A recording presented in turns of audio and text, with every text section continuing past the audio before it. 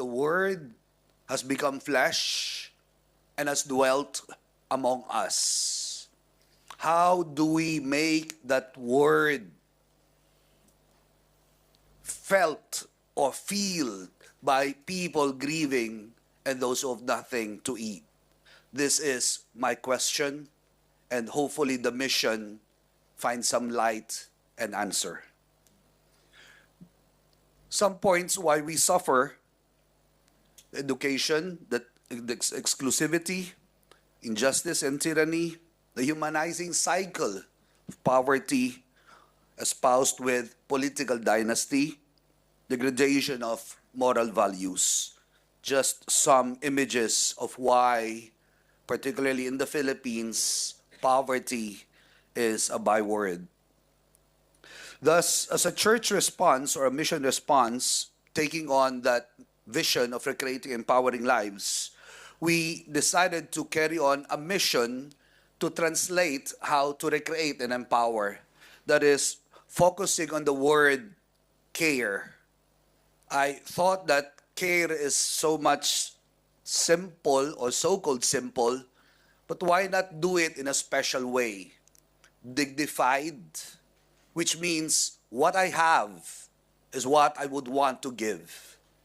And let's make it systematic and, more importantly, holistic. The flagship, as mentioned, would be that of Arnold Jansen Kalinga Center and program Paghilom, particularly addressing the plight of the homeless and the victims. 9, okay. The church should be a community where messed up people are welcome, outcasts are loved, and underdog finds a champion. I feel inadequate with the word champion, so we, in our team, we call it people of voice of the voiceless. Part of the reality that we have would be in Metro Manila, we have at least 4.5 million. How big is Metro Manila? Rome. 3 times as Rome. 3 times perhaps as Rome. Those who have any figure, those who have been here for some time, please do correct me if my calculation or estimate is wrong. But they all conglomerate in Metro Manila. Some images, and these are real, captured in a day, in the night. Arnold Jansen Kalinga Center seeks to embrace with care, without judgment, the lost, the marginalized, the wounded, and the homeless, just as Christ does or would do. Most of the images here took place during the COVID. During the COVID, the homeless did not have a single home, obviously because they're homeless. But the police wanted to push them away. The mayor was shouting, "You go home." And I looked at the mayor, "Did you finish elementary?" That's why they're homeless. And they scratch, but they should be going home. It's pandemic. But where else their home? They couldn't understand that these people live in the gutters, under the streets, or under the buses, under the bridges, and where it is possible to get shelter. Program Paghilom, let me begin with this. The word Kalinga comes from the English word care, or translate it means care. Spelled it as K-A-L and A, we found an acronym, Kain, Aral, Ligo ng Ayos. Kain, Aral, Ligo ng Ayos. In English, we translate it. Can we read it together? Eat, learn, bathe, be well. Thank you, special children. It is a program that I used that we created when I was given the office of the Justice and Peace. When I started, when the office was given to me, there was nothing. There was no program, as in tabula rasa. And more tragically, no budget. So we had to start from scratch. And I told them, moving around and praying over it, after days of moving around the building and the surrounding, let's look at the homeless and their plight. Living in the streets with them, sleeping in the streets with them, no one gave me money. So something must be wrong with me. But I was so happy that after 3 hours, feeling like I didn't smell good already, and my image was already looking unsanitary, I received my first 10 pesos. And I kept that coin with me. That time, I think I felt how to become what the word made flesh meant, to be one with them. So thus, we started creating something out of nothing. There was nothing in the internet that describes how do you care for the homeless in a systematic and holistic way. This is what we have found. Beginning with dignified, it means providing refreshing showers and buffet meals. I live in Catholic trade along with 28 priests and brothers. We are blessed to have such privilege, showers and meals, good meals. So, no less than the same is what we're providing. Veggies and meals. And their favorite would be, Filipinos would agree, or Asians the same, only rice. Follow this would be how to provide this care. There was nothing, again, in the internet to describe how to serve. So, there should be a station. And that is what we created. That's what we discerned. That's what I prayed. And after almost a month, and perhaps even after a bottle of wine, not in one sitting, don't worry, we came up with in the 7 stations. You'll see the 7 stations later. And following the 7 stations where everyone goes and systematically goes, we have that holistic care. I'll show some images later, but holistic care particularly means a program, a human development program beginning with their vetting, followed by their issues, approaching it with psycho-spiritual intervention, and it's not cheap, please. Counselors do charge. Psycho-spiritual intervention similar to what my postulants used to take. I was a postulant director for at least 9, 8 years, and that was the pattern that we're providing the homeless. You talk about dignified care.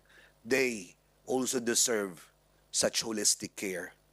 Following that holistic care, they go through a practicum, and at the end of the day, after 6 months, some of them, first time, most of them even, would be wearing their toga, graduating from a 6-month holistic human development program, receiving a contract of employment.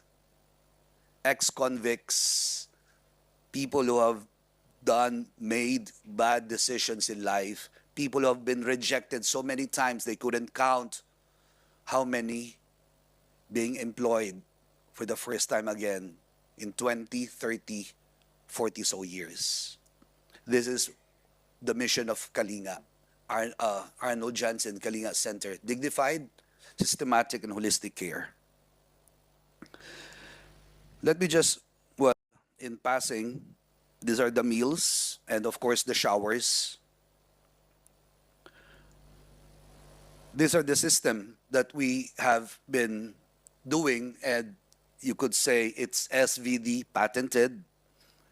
In the station, they list down their names, or sorry, they're given their tickets, profiling, where their profile is asked from their names to their skills to the reasons why they're homeless to their dreams. It's a very raw data. So if anyone would be interested to take the homeless as an issue or for their studies, you have a raw data waiting for you in Catholic Trade in Manila. Clothing and towels is the next station.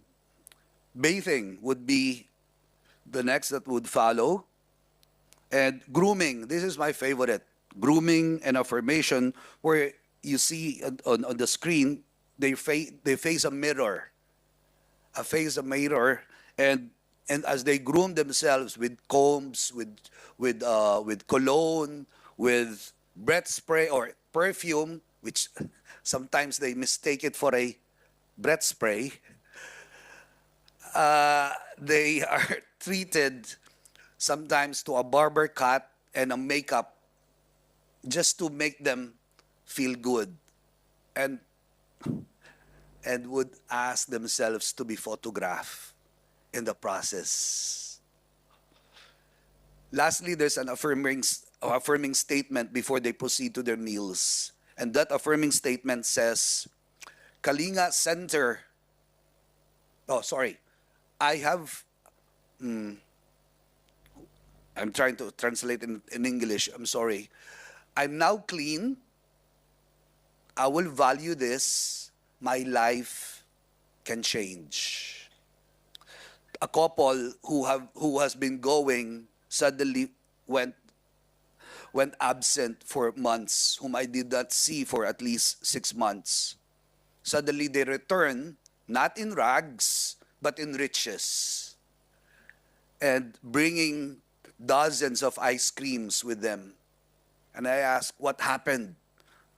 We apologize that we were not able to say goodbye, but I'm now a housekeeping trainee, and Rhoda is now a cashier in a bakery.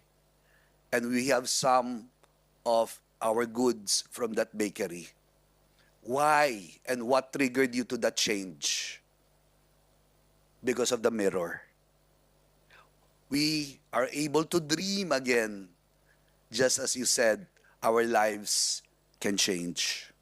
Following that, because their favorite part, meals and bonding, they're allowed to go back second, third, and fourth time on the condition that not a single grain would be left in their plate. That's the only condition. The seventh would be that missionary identity that they also hold dearly. Since we're missionaries, before they leave, this is what they say.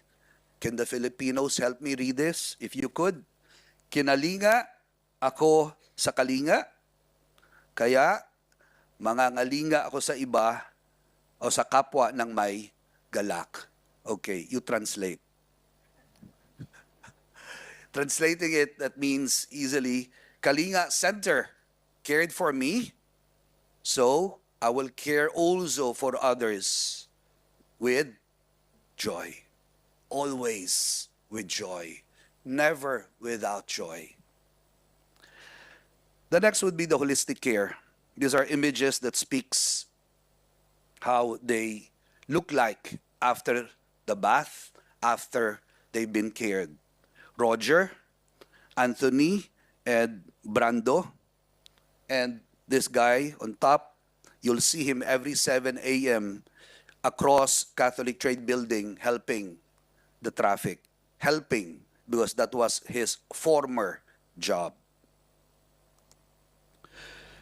I wouldn't move, I will not dwell much on this, but these are just the numbers of the people or the numbers of homeless people whom we have provided showers and meals too since 2015, the time of our conception. Perhaps I would like to highlight two things here. 2020, the start of the pandemic, we served 106 and 106,416 meals. And a total for 2 years would be 446,526. This is in cooperation also with other congregations who could not do the mission, but they were there to participate in their own unique way. Meaning, we did not rest. Father Stevens was talking about dialogue. We did that. Talking about vulnerability. We tried that as well. Taking risks amidst COVID, amidst the police, amidst the military. We did that. And the homeless has one word: thank you. That's enough. That's enough. We're hoping that in the soonest possible time, we could reach 1 million, hopefully very soon. We have 824 now, but I told them these are just numbers. What matters to me is how not only they are provided with showers or dignified care, but how they are employed and monitored, living self-sustained lives.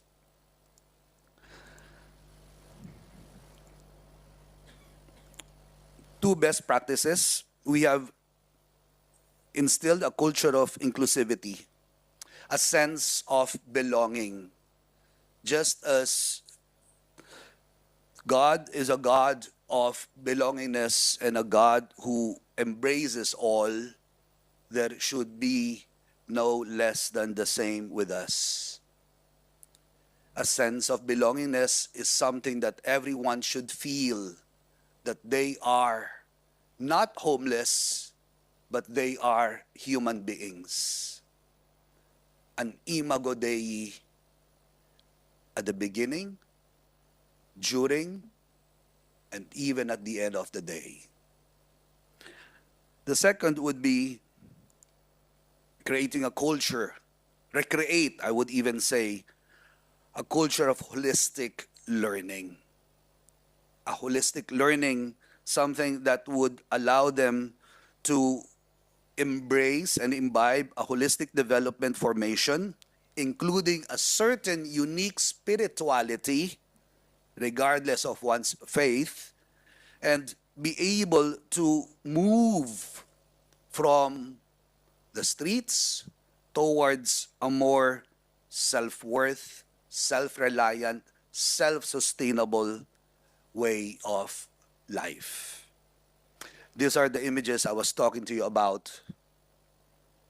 That is, on top would be George, and the bottom is his new image now. This is not Photoshop, believe me. And Roger on the other, I'm sorry about what happened. Well, that is quite the image of Roger. Black, blunt, and almost nothing. I'm sorry for that error. But Roger is the one in the middle. And the two boys, Brando and Anthony, this is before they take a bath and after they take a bath. These are the same people. Yes, three sets of people.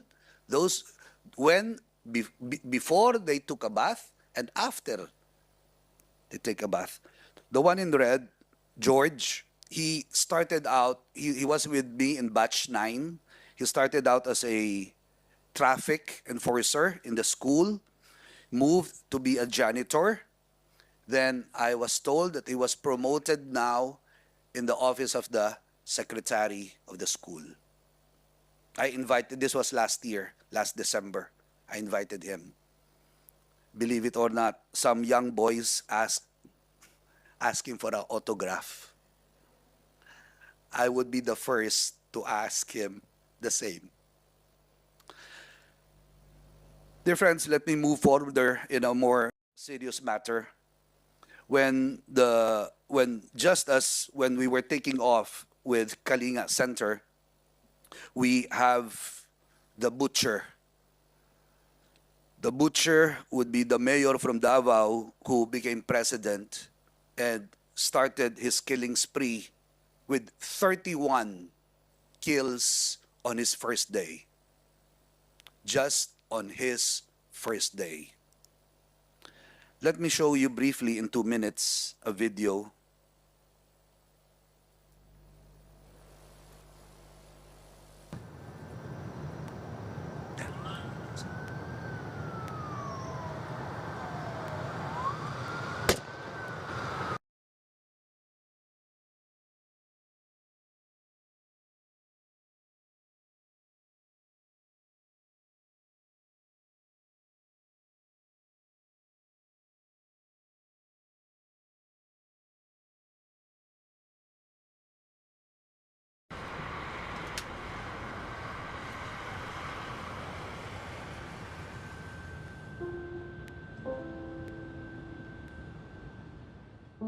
Siya po si Josel Payapaya, asawa ko po. Siya po yung pinatay noong July 20, 2016. Meron po kaming 4 na anak. Nung napatay na nila yung bata, sinipitan nila ng droga sa short. Nagtitinda raw siya ng droga. Pero hindi po totoo yun. 34 years old siya nung pinatay. May mga anak. Opo, 5. Pagkatapos mamatay ng anak ko, halos mawalan na ako ng tiwala sa buhay. Ang hirap magpalaki sa isang saglit po ay kukunin lamang po nila sa mga pangyayaring gano'n na hindi po namin alam ang dahilan. Yung nakita na lang namin, wala na po talaga. Patay na talaga siya. Nakakaawa po yung itsura na. Ito pong panganay ko si Almon. Napakahirap mag-alaga ng mga ganito kaliit. Nawala na nanay, wala namang magulang.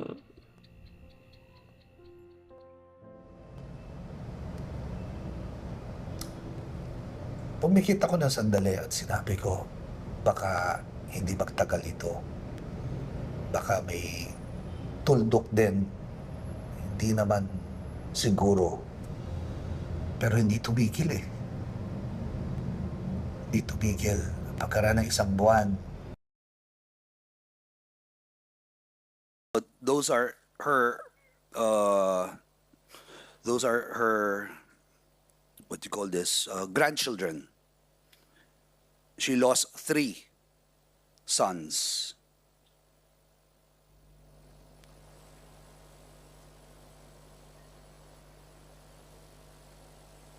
And this is someone I think I know. He's trying to pray but could not. Anyway, let's just bear with it. I just would like you to, after this, there's something interesting. You saw the victims at the beginning. What I wanted to say there was that I thought it was going to stop, but it did not. This is the funeral of Maika Ulpina. That's her. 3-year-old.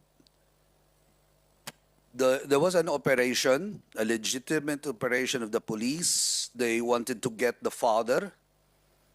The little daughter, Maika, was so attached to the father, so she ran to be with the father, and they started spraying bullets on the father, including those police at the ground floor, because they were staying on the 2nd floor. I brought her remains to Dr. Raquel Fortun, and we found out that Maika suffered at least 4 bullet wounds or gunshot wounds. And the media even, or the police or the media even claimed that the father used Maika as a human shield. Talk about media, fake news versus the truth. The context is we have at least 30,000 extrajudicial killings as victims. The PNP, the Philippine National Police, has estimated it to be 6,000 plus. But I have, both in Congress and in the Senate, demanded them to bring out those guns. This was last year. Until this date, no one could show me a single firearm. This is Jesus, who was killed by a police, captured by a very courageous journalist in the person of Rafi Lerma. The image it depicts a very startling image. When program Paghilom back in 2019 was at its 200 membership, now it's 327 and counting. I decided to do a random check or survey, and the first question is, who among your loved ones who was killed were doing drugs? They gave me a response of 120. The next number would be obvious. 80 of them did not have a single drug history. Yet they too were killed. They too were murdered. 0 would represent that from the testimony of the widows, of the witnesses, no one was doing drugs. They were either fixing their motorbike, one was doing the dishes outside, a couple, a father and a mother, were sleeping. I know of one, and I have the door with me. She poked at the hole, and the barrel of the gun welcomed her. She fell dead. And the police even ate the dinner she was preparing for her family. I wanted to ask Father Stephen, where is God in that moment? I know Calvary, I know Golgotha, I've been there, I prayed there, but where was He in that moment? I have no response to tell the family. All I could do is to be there. 0 would be no one fought back. Another startling number would be, okay, let me bring this. When I go to a scene, in my experience, I find 4 elements. A caliber, 38 or 9 mm, and this is also found mysteriously in another crime scene. In parlance, in the police parlance, they call this recycle. Another would be 2-3 shays of shabu. I was a victim of drug abuse. Not now, don't worry. When I was back in 86 and until I entered in 96 or 98, and then I relapsed when I was a regent. So you could say around 15 years. And perhaps that was the reason why I felt drawn that drug addicts have hope. It is a medical issue, medical, psychological issue. Therefore, to kill them is not the best answer. Signs of torture, and this is what is startling. When they say that it was a war on drugs, I and my fellow advocates rebuked them. It was a war against the poor. Clearly, absolutely. Why? Those who were killed had dirty feet. Some didn't even have slippers with them when they were murdered. Program Paghilom came as a response inspired by Kalinga, Arnold Janssen Kalinga Center, proclaiming God's truth and justice in a society that is marred by impunity and a culture of death. We demanded accountability and healing. But healing and justice has different facades. Healing for me is when a widow starts to accept. Healing or justice for me is when an orphan decides to go back to school despite the bullying. Justice for me is when the family comes together, recognizes the pain, but turns to God for answers. The different facades of justice. But there were also prophetic witnesses. You might recognize the one with the beard sitting somewhere in this room.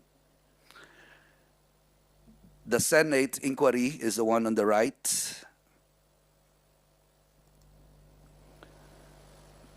Demanding prophetic witness, also you get to be imprisoned. Thank you for those who paid my bail. And by the way, that was in February 14. A beautiful way to spend Valentine's. But what matters here is the program. There were 5 programs to begin with: vetting and needs analysis, psychospiritual intervention, which was the core of our program. To provide a sense of healing, they have to grieve. They have to recognize the trauma. And it took place for at least 6 to 12 Saturdays with much gratitude to Ateneo de Manila in Metro Manila. The school allowed us and their graduates to journey with us for their psychospiritual professional capacity. The legal assistance for their affidavit, most of the police reports were lies. They fought back, they had shabu, they were drug addicts. Their affidavits becomes a contrast to the lie.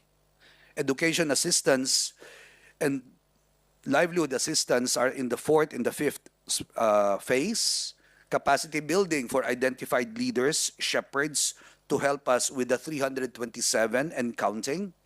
The 5th, not the least, would be something that I would like to highlight here. This is the theater arts, the retreat, and the monitor is blank. Project Arise. This is the first in the Philippines. I realized, I don't know in your countries, that there's such a thing as apartment for rent graves. Apartment for rent graves. They cannot afford to pay, so they lease it for 5 years, but after 5 years, these remains are taken out, placed in a common grave, obviously without names. And the effect of this, they lose their loved ones forever. What we did, I exhumed it at the height of the COVID. I bring it to Raquel Fortune for autopsy, turn it over in an urn, and beautiful enough, they take it immediately. And then I realized why. Because that was the only time for them to grieve. I'm wrapping it up, last minute, and sorry for that, Father. Program Paghilom is the first columbarium in the Philippines, and it is a resting place now for those who have nowhere to lay their beloved. I end it up with this message that we are called to reclaim our self-respect and our self-worth. We are all homeless, wounded, but we can become wounded healers for a wounded world today. Thank you very much. Thank you.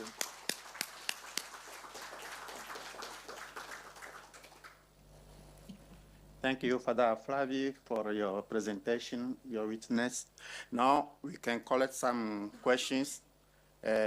Please introduce briefly yourself and ask if you have a question. Thank you.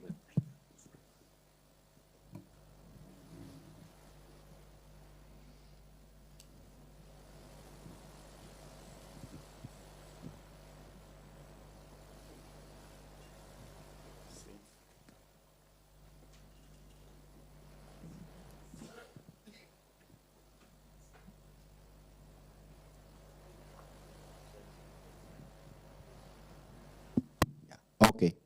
I'm Andrew Recepcion, a Filipino, and I would like to thank you, Father Flavie, for that moving pictures that you have shown us, but also the experience shared and the insights.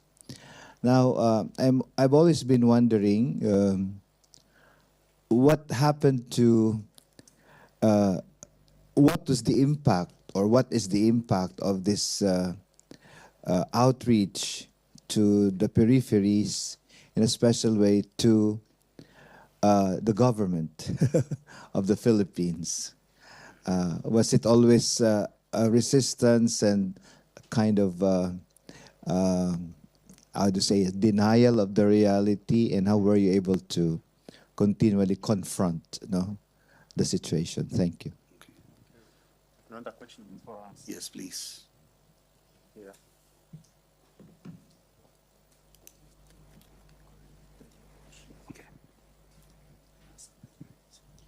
Well, my name is Anbu, another SVD here. Thank you very much for your presentation, Confrere. And I just would like to ask you, as I was listening to you, as Divine Word missionaries, we have been reflecting very deeply on this topic.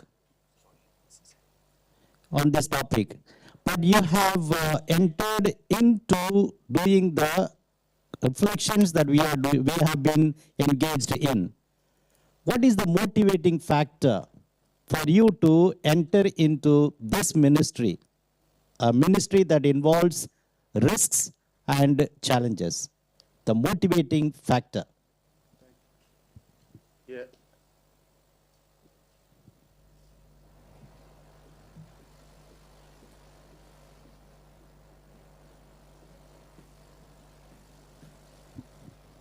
I am Babu Joseph from India, another SVD.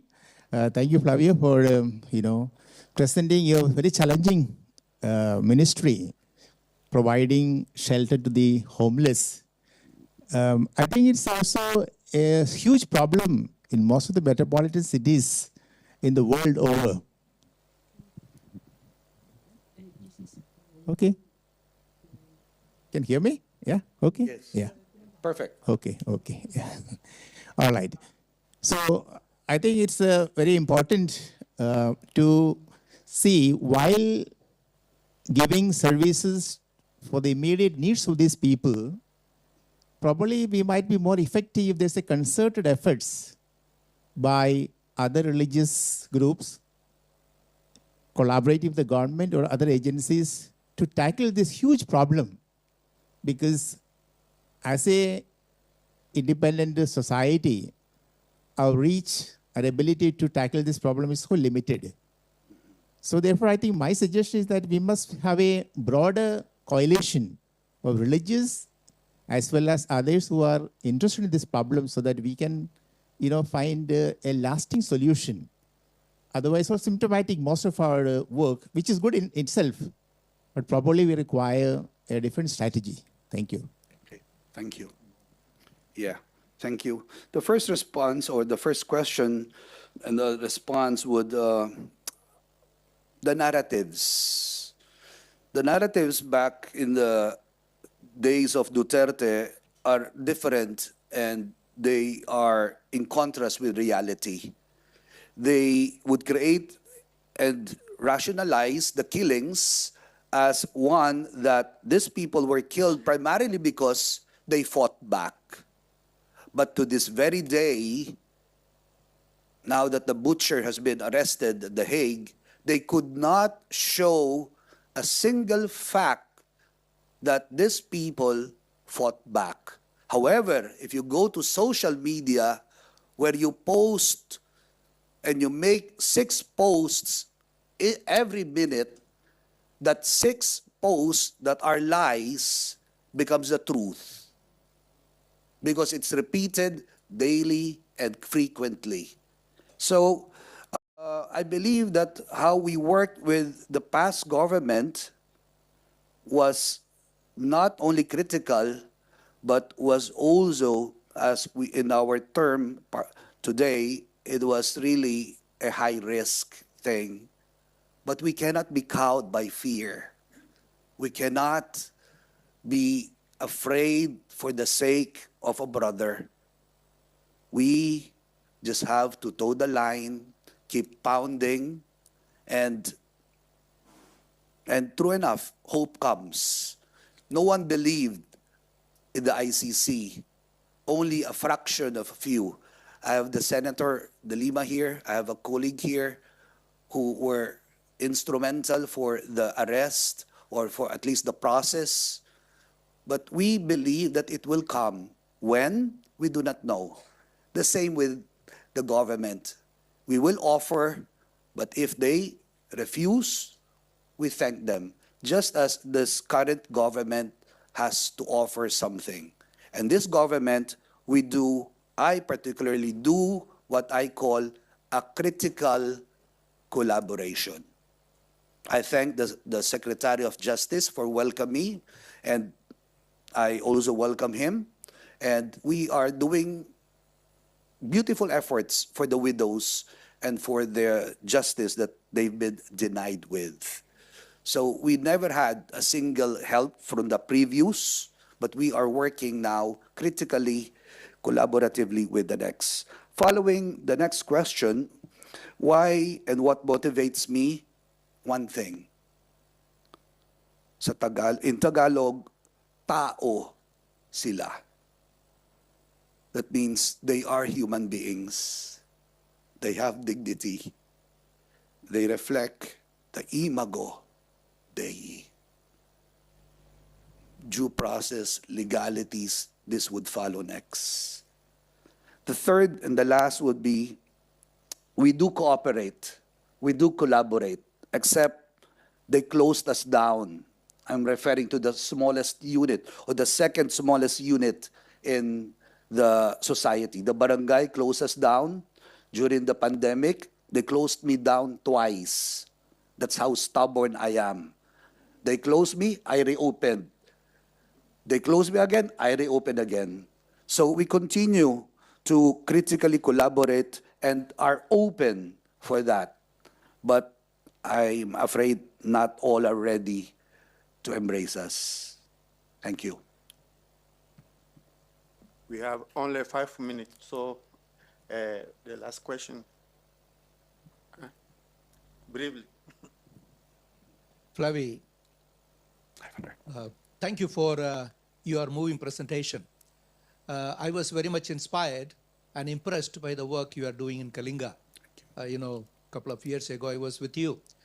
I must congratulate you also, not only for working so well to bring about healing, particularly among the victims, but also bring the culprits to the book, in spite of risking a big, your life in a big way. Congratulations to you. My point is, you have been, helping these people, the street, homeless people, to get back to their life, stand on their own leg. You are feeding them well, and those are for 7 stations, things like that. But how do you prepare them to integrate them into their life, back to their, livelihood? Is there any special program or training you have? It would be nice for others to hear. How do you do that? Thank you. Thank you for a savior. There is definitely a manual that we created already. I was encouraged to write, even if I'm sometimes very lazy to do that. But they told me that there's a need to do a manual. And that manual is based from praxis, based from there. We gather data, we analyze the data, we reflect on the data gathered, and then we engage. We understand their needs. It has to come from them, not from us. And secondly, this manual, apart from this manual, hope. If they don't see that there's hope, whatever and how beautiful that manual is and is done, that goes down the drain. So they have to want it. I do not agree that we would impose this on them. I do not agree that we will drag their feet for this. They have to want it.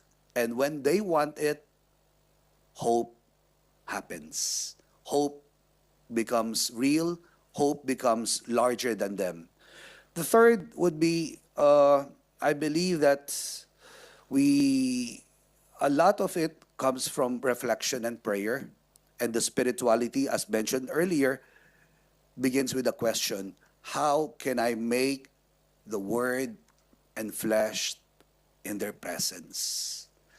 These three things, I believe, has guided me through, has allowed me and them, because I share this with them. They understand what hope is. They understand what spirituality is. So they want to change. But they know that the only time that they could change is to embrace their wounds through that psycho-spiritual interventions, and then daily decide that I want to keep this hope. I want to keep this change. Just like a drug addict as myself, it's a daily decision. It's a daily decision to pray, to become a Catholic, to become a missionary, to do good. It's the same with them.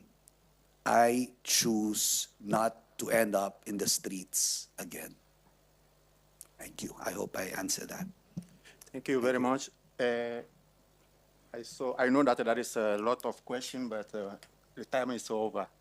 We thank Father Flavie for your.